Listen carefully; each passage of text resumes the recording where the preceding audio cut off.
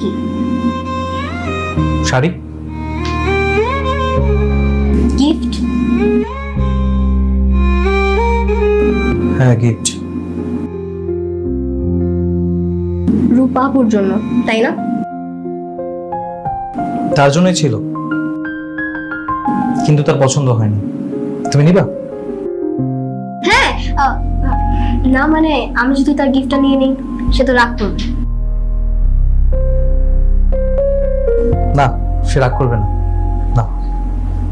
Wow, শাড়িটা তো খুব সুন্দর।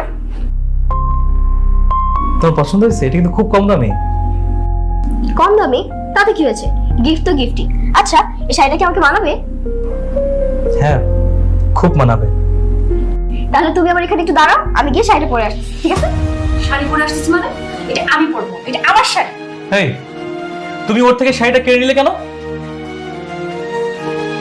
শোনো, তোমার সবকিছুতে আমার অধিকার, আর এই শাড়িটা তুমি আমার জন্য এনেছো।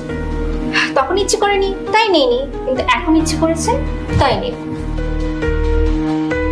শোনো, এই শাড়িটা আমি এখন পরে আসি, তারপর বিকেলে আমরা একসাথে ঘুরতে যাব, আমরা অনেক চিল করব। আসি।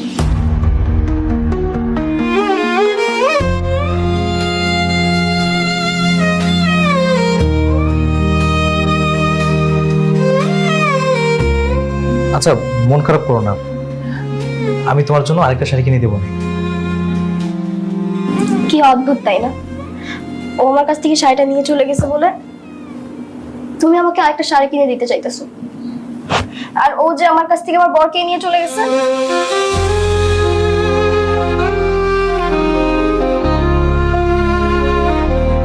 তুমি কি পারবা আমার বরকে আমার কাছে ফিরিয়ে দিতে?